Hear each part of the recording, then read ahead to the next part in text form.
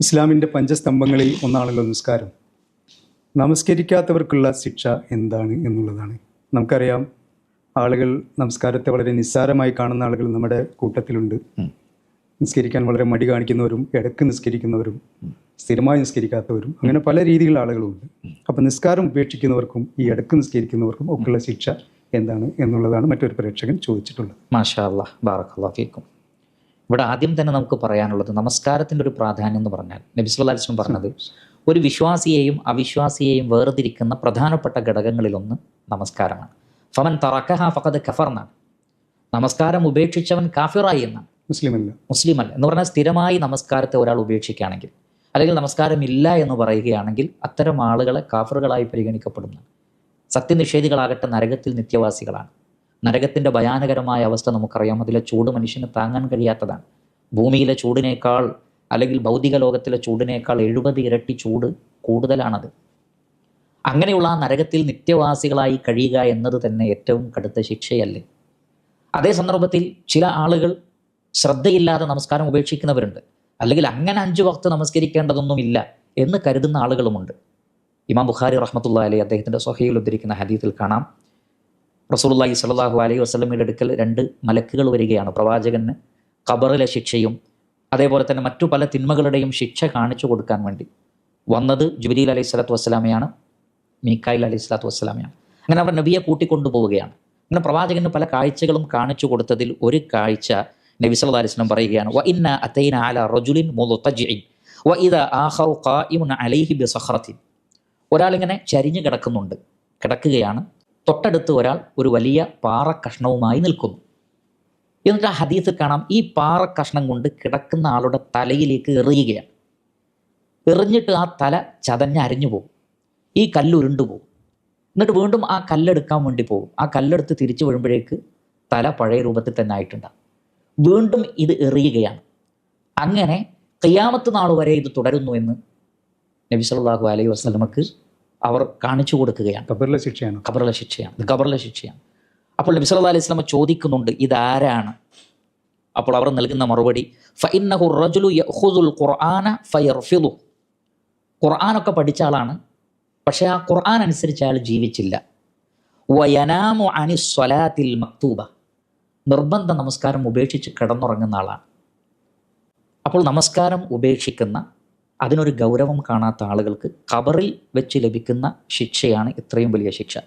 മറ്റൊരു ഹദീസിൽ കാണാൻ സാധിക്കും, സ്ഥിരപ്പെട്ട ഹദീസാണ്. നബി സല്ലല്ലാഹു അലൈഹി വസല്ലം പറയുകയാണ്, ഉമിറ ബി അബ്ദിൻ മിൻ ഇബാദില്ലാ അൻ യുദ്റബ ഫീ ഖബ്രിഹി 100 ജൽദത്തിൻ. ഖബറിൽ വെച്ച് 100 അടി അടിക്കാൻ, ഒരാൾക്ക് 100 അടി കൊടുക്കാൻ കൽപ്പന ഉണ്ടാകും. അപ്പോൾ ഈ വ്യക്തി റഹ്മാനായ റബ്ബിനോട് പ്രാർത്ഥിച്ചുകൊണ്ടേയിരിക്കും. അങ്ങനെ ഹത്താ സ്വാറത് ജൽദത്തൻ വാഹിദ, ഒറ്റ അടിയാക്കി അത് കുറയ്ക്കും. അപ്പോൾ 100 അടി, ആ 100 അടി അദ്ദേഹം പ്രാർത്ഥിച്ച് ഒറ്റ അടിയാക്കി കുറയ്ക്കും. നബി സല്ലല്ലാഹു അലൈഹി വസല്ലം പറയുകയാണ്, ഫജുലിദ ജൽദത്തൻ വാഹിദത്തൻ ഫംതലഅ ഖബ്റുഹു അലൈഹി നാറ. ഒരൊറ്റ അടി അടിക്കുള്ളൂ, പക്ഷെ ആ ഒരൊറ്റ അടി കൊണ്ട് അയാളുടെ ഖബർ മുഴുവൻ തീ കൊണ്ട് നിറയുന്ന അത്രയും ഗൗരവമേറിയ ഒരു അടിയാണ് അടിക്കുന്നത്. അപ്പോൾ ചോദിക്കപ്പെടും, എന്തിനാണ് ഈ അടി അടിച്ചിട്ടുള്ളത്, ഇത്രയും ശക്തമായ അടി? അതിനുള്ള മറുപടി, ഇന്നക സ്വല്ലൈത സ്വലാത്തൻ ബിഗൈരി തുഹൂരിൻ. നീ ഒരു നമസ്കാരം നിസ്കരിച്ചിട്ടുണ്ട്, അത് വുളു ഇല്ലാതെയാണ് നമസ്കരിച്ചത്. ഇവിടെ നമസ്കരിച്ചില്ല എന്നല്ല പറയുന്നത്, അയാൾ നമസ്കരിച്ചു, പക്ഷേ വുളു ഇല്ലാതെയാണ് നമസ്കരിച്ചത്.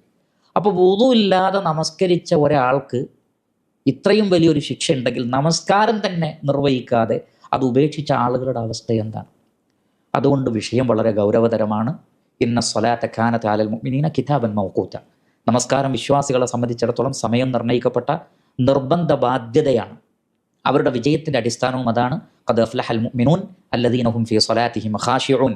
നമസ്കാരത്തിൽ ഭയഭക്തിയോടുകൂടി നമസ്കാരം നിർവഹിക്കുന്ന, അങ്ങനെ പറഞ്ഞു വഅലാ സ്വലവാത്തിഹിം യുഹാഫിളൂൻ, നമസ്കാരം വളരെ ഭംഗിയായി കാത്തു സൂക്ഷിക്കുന്ന ആളുകൾക്ക് വിജയിക്കാൻ പറ്റും. അല്ലാത്തവർക്ക് പരാജയമാണ് ഉണ്ടാവുക. കടുത്ത ശിക്ഷയാണ് അവരെ കാത്തു നിൽക്കുന്നത്. അതുകൊണ്ട് പ്രിയപ്പെട്ട സഹോദരങ്ങളെ, നമസ്കാരത്തിൻ്റെ വിഷയത്തിൽ ഒരു നിലക്കും അലംഭാവം കാണിക്കാൻ പാടില്ല.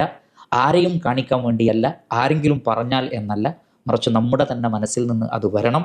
എന്നിട്ട് ഈ ശിക്ഷകളെ സംബന്ധിച്ച് ഓർത്ത് റഹ്മാനായ റബ്ബിനെ ഭയപ്പെട്ടുകൊണ്ട് വീഴ്ച വരുത്താതെ നമസ്കാരം കൃത്യമായി നിർവഹിക്കുക. എങ്കിലേ നമുക്ക് വിജയിക്കാൻ സാധിക്കുകയുള്ളൂ. അല്ലാഹു സുബ്ഹാനഹു വ തആല അനുഗ്രഹിക്കുമാറാകട്ടെ. ഇതിനോട് ചേർത്തൊരു ഉപചോദ്യം ചോദിക്കാം. ഇവിടെ പ്രവാസികൾക്കിടയിൽ, പ്രത്യേകിച്ച് നമ്മൾ ഗൾഫുകാർക്കിടയിൽ കാണുന്ന ഒരു പ്രവണതയാണ്, നിസ്കാരത്തിന് അത്ര ഗൗരവം കൊടുക്കുന്നില്ല. അവർ ചില നിസ്കാരങ്ങൾ ഉപേക്ഷിക്കുന്നു, ചിലപ്പം ഒന്നിച്ച് നിസ്കരിക്കുന്നു ജോലിയുടെ കാരണം പറഞ്ഞ്. അതുപോലെ നോമ്പ് നോൽക്കുന്നു, സുന്നത്ത് നോമ്പ് നോൽക്കുന്നു, അതിനൊന്നും ഒരു മുടക്കം വരുത്തുന്നില്ല. നോമ്പ് നോറ്റാൽ പോലും നിസ്കരിക്കാതെ ഇരിക്കുന്ന ആളുകളെ നമുക്ക് കാണാൻ സാധിക്കുന്നുണ്ട്. അത്തരം ആളുകളോടുകൂടി താങ്കൾ ഈ വിഷയത്തിൻ്റെ ഒരു ഗൗരവത്തെക്കുറിച്ച്. അതെ, തീർച്ചയായും നാം ഈ പറഞ്ഞ കാര്യങ്ങളൊക്കെ തന്നെ അവർക്കും ബാധകമാണ്. പല ആളുകളും നോമ്പ് നോൽക്കുന്നുണ്ട്, സക്കാത്ത് കൊടുക്കുന്നുണ്ട്, പക്ഷേ നമസ്കാരത്തിൻ്റെ കാര്യത്തിൽ ശ്രദ്ധയില്ല.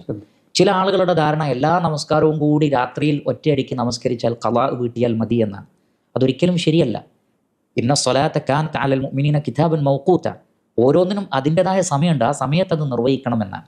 അതുകൊണ്ട് ളുഹർ നമസ്കരിക്കേണ്ടത് ളുഹറിന് നിശ്ചയിക്കപ്പെട്ട സമയത്താണ്, അസ്റും അങ്ങനെ തന്നെ.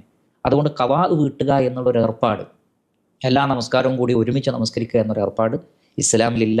അത് പ്രവാചകൻ പഠിപ്പിച്ചിട്ടില്ല. നമസ്കാരത്തെ അതിൻ്റെതായ ഗൗരവത്തിൽ കാണണം.